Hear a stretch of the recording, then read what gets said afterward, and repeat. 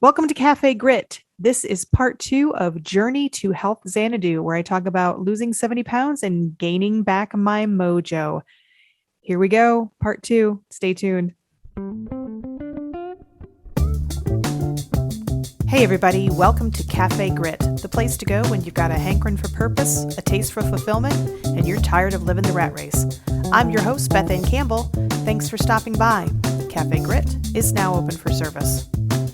Hey everybody, welcome to Cafe Grit. I'm your host, Beth Ann Campbell. Thank you for being here. And if you are watching me on video, if you're not, I apologize. I will just describe for you. I am now using a lovely professional-ish microphone for this podcast. I'm so excited. I have a box full of professional-ish microphones that are some of them over a decade old and still very, very good and great sound, but they're kind of big and clunky and cumbersome. So I finally bought one with an arm and I got rid of my gaming headset. I didn't get rid of it. I'm not cruel like that, but I'm just going to try this one today. So I hope it works. It makes me look more professional in the video. So I'm kind of loving it here. I feel like I'm official now after in season 3. Anyway, so I'm excited about that. I'm also excited because I'm getting a puppy. Yes, thank you. I'm getting a Labrador Retriever puppy. Her name will be Moxie. And my husband and I are picking her up in a little over a week. We did get her from a well-researched, reputable breeder. So please refrain from the hate mail. I really don't want to hear it about the rescue shop. Don't shop, adopt, whatever. I get it. I have adopted and rescued in the past, and I will do so in the future. But before I got too old, I wanted another puppy and I wanted a Labrador because they're the best dogs ever. So guess what? I followed rescue sites for 3 months and no Labrador puppies showed up. So here I am. Take your hate mail somewhere else. I don't want to hear it. I'm not the problem. Reputable breeders are not the problem. You know what the problem is people that don't spay and neuter their pets and they just continue to have unwanted babies, and people who breed for bad reasons, and people who are shitty breeders like puppy mills. And I avoid all of those. So be happy for me, people. I'm getting a puppy, a Labrador Retriever puppy named Moxie. Moxie. That's like calling it Grit. Grit is not a good name for a little girl puppy, but Moxie is. Thank you to my husband for coming up with that one. I did let him decide on the name this time. The last time we had dogs, I named our Labrador Ripley after Sigourney Weaver's character from the Alien franchise. And but I told him he could do it this time, but I still had unlimited veto, because if I don't have unlimited veto, our dog would be named either Dog, Dawg, no, or a Fenrir, which is a mythological Norse wolf, stuff like that. So no, it's not. You have to give yourself an out, ladies. That's all I'm saying when you name a pet. And that goes for kids too, right? Make sure that you have the ultimate decision. Otherwise, your pet's gonna end up being named like shithead or something. Anyway, this is season 3, episode 3, and it is part 2 of my journey to health Xanadu, where I talk about my weight loss, recovering my health, working with a health coach, Gillian Davies. So I'm going to talk a little bit more about that journey today. So I started off in the last episode, so go back and check it out if you haven't already, where I talked about where I was at a year ago, my mindset, the things that I was going through as an obese person, as a person who was struggling for many, many years, up and down, trying to figure this out. How can I be so successful in other areas, but I can't get this going? So go ahead and listen to that. And I end that with the point where I had come back from a trip to Michigan where my stepfather had died. I thought I was going to lose my sister. She had a brain tumor. She's fine. But it really kind of gave me pause about myself and not wanting to be somebody that my family would mourn early. So I made the decision to get some help. So I called Gillian. So I lurked Gillian probably close to a year. She has a Facebook group, and I also follow her on LinkedIn. And so I was seeing what she was putting out there, and of course, very early on, I had the thought, maybe I should, but it's the self doubt. It's the why can't I do it myself? What's wrong with me? So it took a long time. But after this trip to Michigan, where I lost my stepdad, thought I was going to lose my sister, I finally did reach out to Gillian. I sent her a direct message in Facebook and said, look, can you help me? And she set up a call. We talked. It was a good fit. And I'm now going into my 4th phase with her. And I'll talk a little bit about that too. So where was I when I started with Gillian? Where was I? Where was my starting point? Well, I was obese. I was at the time a size 20, really pushing into a 22 American size. I did walk occasionally, but really for maybe 20 minutes. I really wasn't walking for a long time. I dreaded hills. I live in Virginia, where it's mountains and hills everywhere. There's really no flat land to be found. And my neighborhood is very hilly. And I would always try to take the route that had the least amount of hills. Or if I had to do hills, I wanted to do them up front so that I wasn't too tired to get up the hill coming back to my house. So I dreaded hills. Just looking around because I apparently don't have my water with me. So hold on, I'm going to pause here. I can do that in podcast land. I'm going to pause and go get my water. And I'm back. And you didn't even know it because I cut it all out. Anyway, so dreaded going up hills. I couldn't go up the stairs without being out of breath. One house flight of stairs. There would be times where maybe we'd be in the parking structure and we'd have to park like 2 or 3 flights up, and those are long stairs. I'd go into a near panic, and I would always make my husband go first because I knew I would slow down. I would have to stop and catch my breath. I had knee pain. Sometimes when I would come up our stairs at our house, I would actually walk on my hands and knees. I would use my hands on the stairs going up the stairs to take a little bit of pressure because my left knee hurt so bad. Tums, antacids. I was taking those, I don't even know how many times a day. 15, 16 Tums a day, night and day. It became a family joke. Like when I would go home to visit family, my sister would, if she needed a Tums, she would say, do you have a Tums? I know you have some in your pocket. And I did. I always carried them in my pocket. Snoring. I was increasingly loud with my snoring. It was so bad that I want to say probably for at least, 4 or 5 months before I called Gillian, my husband would leave the marital bed in the middle of the night and go into what we call the room of exile, our spare bedroom, and he would sleep the rest of the night there because my snoring was so bad. I used one of those little sleep indicators, the little apps that you turn on in your phone, and I was up in like the 70s and 80s out of 100 for how bad I was snoring. Also caught some really good farts on there. I mean, a couple of like really, really good ones. So I don't know, DM me. I'll send you an audio of those if I can get it. Why would you want that? Why, Beth? Why would I want an audio of your sleep farts? I don't know. I think they're funny. I think they're hilarious. Anyway, so snoring. What was I eating at the time? Pretty much my staple was Reese's peanut butter cups.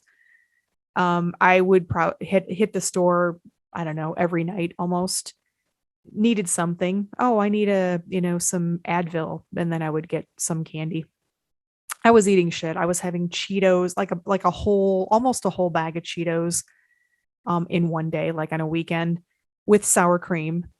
Just junk, just junk and sweet shit all the time. Um, my overall health was starting to decline. I wasn't in horrible health. I'm not gonna lie. A few years earlier, I had been diagnosed with Candida, which is an overgrowth of yeast in the gut, and that comes usually from it's usually goes one in one with metabolic syndrome or type 2 diabetes, and certainly with a mass consumption of sugar, and that's exactly what I was eating. And I was diagnosed borderline diabetes. I had not been diagnosed as a type 2 diabetic, but I can tell you I was still checking my blood glucose levels after I had seen an endocrinologist doctor, and she said you're getting close. And I was getting higher and higher. So for all intents and purposes, I was a type 2 diabetic, which is not surprising because my mother was, and my older brother, my late mother and late older brother both were. So that's setting the picture. I talked last week about the mental part of it. So go revisit that. In short, the sense of guilt, shame, failure. Why can't I do this? So, but physically, that's pretty much where I was. So where did I end up? I'm just going to shoot right to the spoiler. Where am I now? I've lost 70 pounds so far. I'm down a full 3 dress sizes. So as a 20 going into 22, I'm in a 14 right now. Walking, whereas I dreaded hills and was doing maybe 20 minutes, now I can walk for well over an hour at a time. And I do that almost every day. It's a little trickier in the winter, so I have alternatives, but pretty much every day. I strength train 3 times a week. I've started doing some yoga, which I am really inflexible. That's one of the things that I really, really need. And yoga's hard sometimes. I mean, I love it. If I identify with any physical activity as an identity, whenever I see people doing yoga, there's a calling for me. But it's not as easy as it looks. I mean, you are really doing kind of almost like a strength training exercise sometimes with standard yoga. My knee pain is pretty gone. I don't really have any knee pain at all. My left knee was, as I said, was pretty bad. I barely touch Tums. I haven't bought Tums, I don't think, in the entire 10 months. I always would buy the big containers of antacid, and I would have 2 of them just in case I ran out. And so now I have 2 almost full things of Tums that I have barely touched in the last 10 months. My snoring, it was so fast. As soon as I started moving more and just eating a little less and better, my snoring, it really only took about a month and a half to get better. And my sleep score now is like single digits. I mean, I barely snore if I'm a little allergy, but my snoring is just amazingly improved. What do I eat now? I don't. My staple is not Reese's peanut butter cups, although I have had Reese's peanut butter cups. I eat a lot of protein. I don't eat enough vegetables, but I'm working on that. I really don't restrict anything, but I just try to eat better, right? After you eat more healthy for a while, when you get to have a hamburger with cheese on it, that feels like it's very decadent. So, but I do have my staple weekend is popcorn with real butter. I melt butter and I put it on top of my popcorn and mix it in. And yes, I have sweets. It's still my kryptonite, and that is still something that I am working on in my relationship with food. But I basically eat less food than I ate before, and I eat better. I don't follow any real strict low carb, or I'm not eating salads all the time. I just try to eat better and enjoy myself once in a while. My overall health is much better. I mean, my energy is so much higher. My mental state is probably the biggest thing, is the clarity of mind that I have now. I just felt like I was in such a fog before. And I would try to be positive, but it just felt like the mood swings were just, they were so hard to control.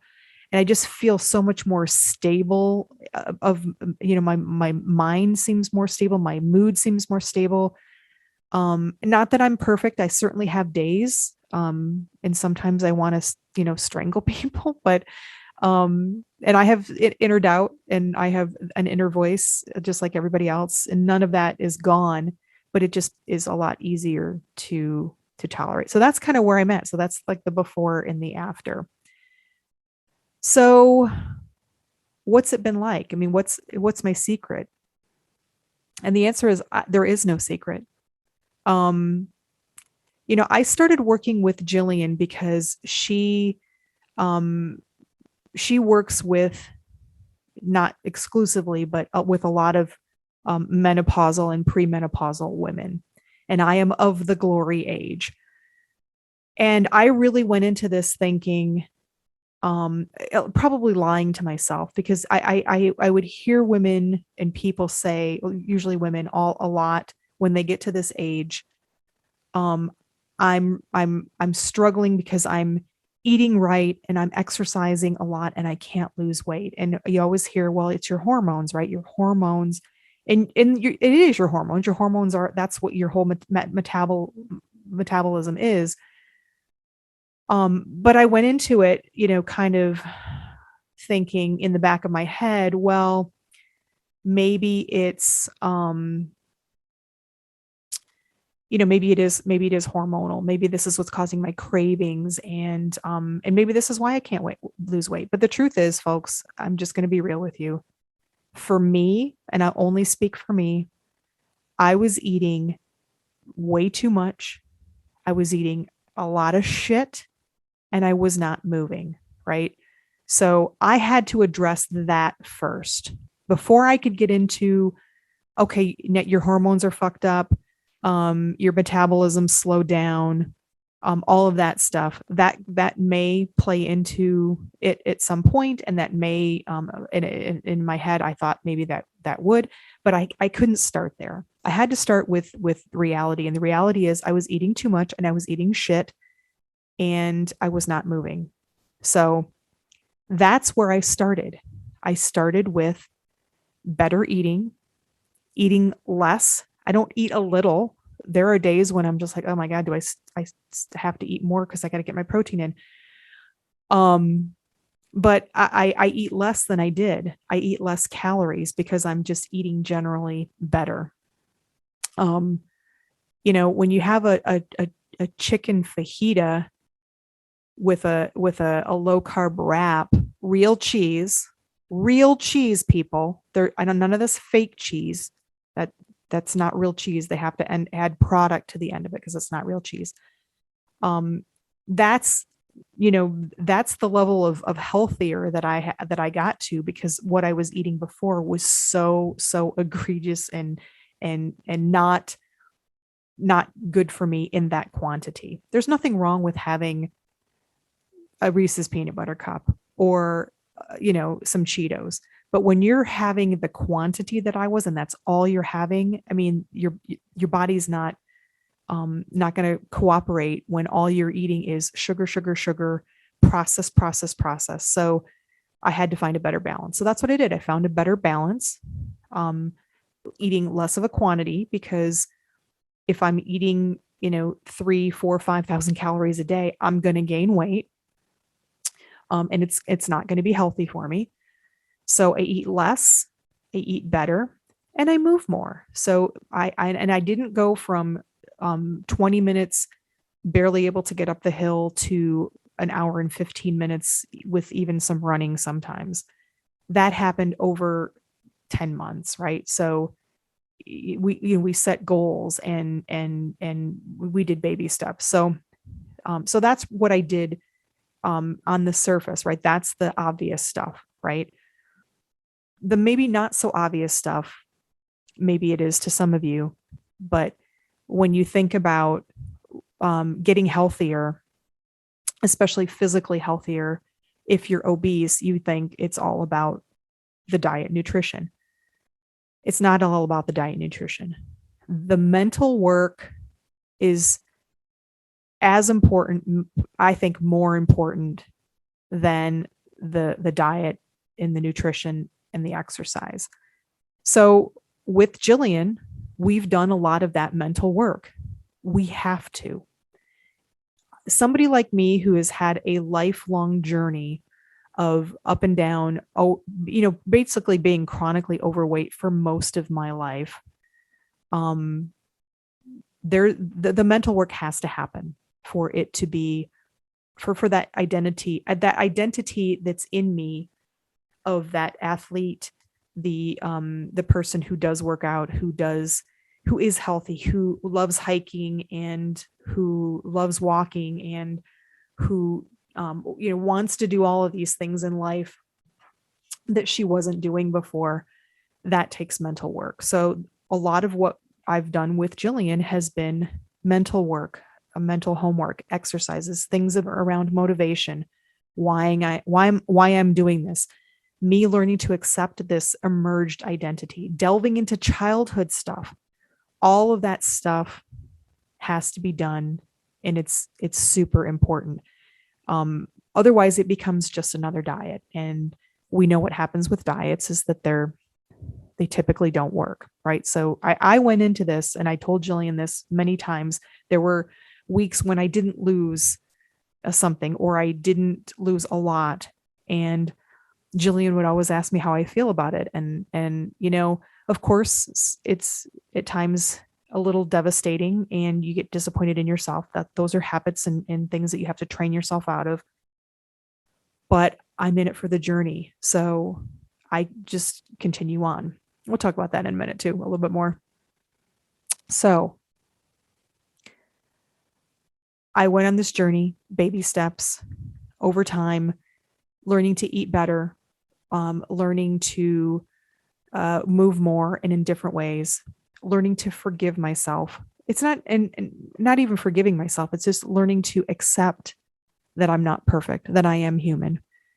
And what did I learn? What did I learn over this last 10 months? Because these are the most important things. The most important thing that I did on this journey was to make the decision to prioritize myself. What does that even mean, Beth Ann? What does that mean? You say that a lot. What does that really mean? Well, that means that I have to value myself and make decisions for my betterment above that value and those decisions for anybody else or anything else in my life. And that includes my husband. It includes my pets, my soon to be puppy. That will be hard, but I will. Family, the people in my life that I love, my friends. I have to set my boundaries and understand what's important to me to make myself a healthy, happy, joyful person. And I have to prioritize that above taking care of other people and helping other people. That's not to say that I can't help, that I can't say yes, that I can't be there for people. And I would go to the ends of the earth for most of the people in my world that I love. But I always have to prioritize myself. And sometimes that means setting boundaries. So for me, prioritizing myself is a lot about boundaries. It's about not letting myself get wrapped up in things that other people think I should do or that the world thinks I should do. I do what's right for myself. And in doing so, in prioritizing myself, I make myself a better person for everybody and everything around me. And that is the glory. And that's what I think we don't understand. It takes us too long to understand, is that we become better for everybody else when we take care of ourselves. It seems counterintuitive, but it's so true. So the most important thing that I did and that I continue to have underscored in this journey is that prioritizing myself is the most important thing. I also learned that I do have willpower. I do have strength. We go into this, some of us, and we just think, I can't do it. I don't have willpower. I had to call somebody. It doesn't matter. I still had the willpower. I had the willpower to call somebody, and I have had the willpower, as Gillian will always remind me, pat myself on the back for all the stuff that I have done. She's not out there walking for me. She's not lifting those weights. She's not putting things into her mouth for me. She's not doing the mental work for me. She's helping me with that from afar, but I have to take credit. I have to take credit for that. I do have the strength, and you do too. Those of you out there, you think you don't, you do. I learned and was underscored that it's not about the numbers. And really, for me, it's never been about the numbers. But the more I do this, the less it's about the numbers. So the amount that I weigh, what are my measurements, my dress size, how many miles I'm walking, how many reps I'm doing. To me, that's all incidental. It's just outcome stuff. And it's not about how many calories I eat. So, and this has been something that has been, you hear calories in, calories out. Some days, some weeks I'll eat more and move less, and I drop a lot of weight. And sometimes I'm so, really good, healthy eating, and I'm moving a ton and I don't lose anything, or sometimes I gain. So it's not about the calories I eat. That was something that I really had to learn. Having a plan and a structure and a foundation is so critical. If you have a plan, if you have a structure, it's so much easier to vary from that. So when you're just all over the place, as I was a year ago, whatever, I'm just eating whatever, it's easy to just continue that chaos. But when you have a foundation, and then you have moments where you're like, okay, I'm on the plan, but I'm going to a birthday party and they're having cake. Okay. It's okay, because I have that comfortable, strong foundation where eating a piece of cake is no big deal. It's just human, right? Before, having no plan and no structure, eating a piece of cake meant, okay, diet's fucked. I'm just going to binge for the next 3 weeks. Right. I learned how to not give up when I am human, when I have that piece of cake, when I have that popcorn with butter. There's nothing wrong with that. It's not something that needs to be fixed. When we enjoy life, when we just are human, we have to figure out how to get over the guilt and the shame, because this is just what people do. People eat cake and they move on. People skip a day of working out because they don't feel well and they move on. That's just what they do. Again, it's not about forgiving yourself. There's nothing to forgive. It's just about moving on. That was a huge revelation for me, that it's okay, that this is what life is going to be like. If you accept the identity and you accept that the journey is a lifelong journey, you're going to run into this all the time. And I have run into it quite a bit in the last 10 months. I've had to learn how to make this about my identity, not just my goals. So I've always had this person in me that wants to come out, this person who is drawn to yoga, this person who likes to run just for fun, this person who part of what I was when I was a kid, but even as an adult, the person who likes to hike, the person who enjoys this kind of stuff, who enjoys being fit and healthy and athletic. And so I had to learn how to kind of incorporate that as an identity, not just about goals, because goals will come and go and they'll change. But your identity, you can always go back to that. You can always make a vote for or against that identity. It's something that's core. Also learning that from Atomic Habits by James Clear. Great book. You should check it out. I've learned that the mental part of this journey is far more important than the physical. And ironically, the physical part of it, the movement, the physical losing of the weight, the physical becoming physically stronger, helps the mental. They're so very much symbiotic. It really is hard to now for me to conceptualize one without the other. I can't imagine being successful without that mental part of it. And yet I can't imagine the mental part of it being coming together so well without the physical changes. So it's very much a symbiotic relationship, and it's kind of cool, but also kind of hard to get your head around it, because we for so long we're just like, well, you just have to go bike riding every day and then you'll lose weight. And then one of the other things I learned was things from our past do play a part. That doesn't mean we can't overcome them, but understanding how we got to today is really important. And I've had some conversations with Gillian about that, some awareness, some revelations that I've had, even just last week, about things in my childhood that I had either forgotten or just didn't realize, oh my God, that is why I am the way I am. Things, you hear people talking about like they're from the clean plate club. I'm from the clean plate club. I had parents who locked up all of the sweet stuff. Can you imagine where that plays into my addiction to sugar? Oh yeah. So going back and not dwelling, but just understanding and having awareness, that's been kind of critical as well. So all of these things are the things that I've learned. And you notice that none of them really has anything to do with it. It's not, it didn't tell you how I learned how to improve my running form or how I can do a better bicep curl. You know what? I work on all that stuff too, but this is really about the mental part of it, the mind and the spirit part of it is so much a part of the success that I feel like I have attained and that will continue to attain, with ups and downs. Again, I am not perfect. Believe me, I have my days. I had one yesterday, but it had nothing to do with exercising or food. It was other stuff that I shall not go into. Anyway, so I made the investment. I called Gillian. We've been working her program.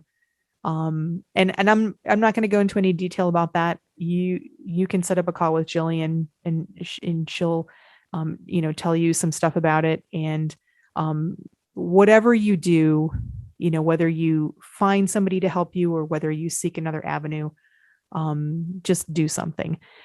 I'm entering now my fourth 12-week phase with her. So bringing us to over a year. And I just learn more and more every day about myself. So where do I go from here? So, we've been on this journey. I've been on this journey. And, what does the world hold after this, right? I don't know. There are some things that I always will remember. These are things that are now a part of my identity. And we've talked a little bit about them already. I am the most important person in my life. It's not a selfish thing. It's the least selfish thing that you can do to make yourself number one. Because if you take care of yourself first, you will be a better person for everybody around you, your kids, your spouse, your parents, whatever. Second thing is this is who I am. It is not a diet. It's not a program. It's not a phase. It's an identity. This is who I am. And even if I gain 10 pounds, I still have the identity. And I know that I will continue to work towards better health. And lastly, it will never be perfect. It will never be perfect. Accept that, folks. It's not going to be perfect for me. It's not going to be perfect for you. You will be tested as I continue to be tested every day. Just be grateful that you are a human being, because when you have those moments when you are tested, it just means that you're human and you have feelings and you have a narrative, and it's nothing that needs to be forgiven or fixed. You just need to move on, because that's what we do as humans. We just move on. And that's what I've made the decision to do. I've made the decision that this is a lifelong path for me, and it may change and evolve, but it's an identity, and I will just move on and prosper. So that's where I'm at. So, I don't know. I feel like I could have gotten into a lot more detail and talked for a long time, but I don't like these things to be too long. I'm really excited because I am going to have Gillian on the show very soon to wrap up this series, because I know she's got, I am but one person.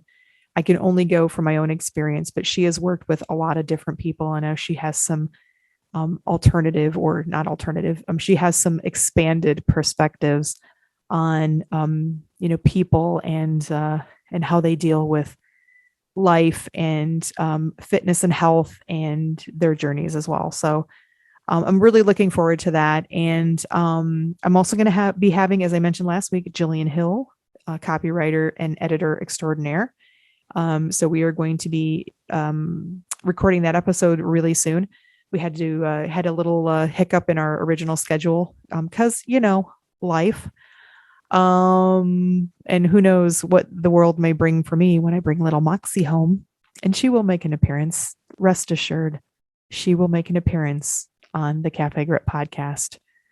She is going to be my official mascot, so I'm very excited about that. All right, folks. Thank you so much for listening. I hope that those of you out there who are challenged with your health, your weight, feeling like you're a failure, I hope that you get something out of this. And I hope that it will show you that I was there too. I am you. I get challenged every day. I struggle every day. I'm a human being. But you can achieve what you need to achieve, what you want to achieve. You can be that person who is inside of you aching to get out. You absolutely can. And if there's anything I can do to help you, please reach out. I'm happy to, give you a little bit more detail, and we can talk about my journey in a little bit more specifics. But until then, please make the decision to prioritize yourself, because that is really the most important thing. Take care of yourself, make yourself a better person, prioritize that above everybody else, and you will be better for all of those people. Thank you for listening. Please let me know what you think. Rate, review, subscribe. Look me up on LinkedIn. Look me up on Instagram, thebean67, THEBEANN 67. Also on Facebook, thebean67. On Twitter as thebean, THEBEANN. That is an anagram of Beth Ann with an E. I'm actually getting back into Twitter a little bit. Haven't ramped up greatly, but I don't know. I'm sort of missing, even though I find it a little vitriolic, I'm missing a little bit of the short bite stuff, because it really doesn't take a lot of mental energy. I don't have to create fancy graphics or videos. Sometimes I just want to get a bite out there and get an opinion, or just read short stuff from other people. So look me up there too. I hope you guys are having a great time. I'm looking forward to spring. I hope you are too. Always remember, you are a fucking badass. Don't let anybody tell you otherwise. Take it easy.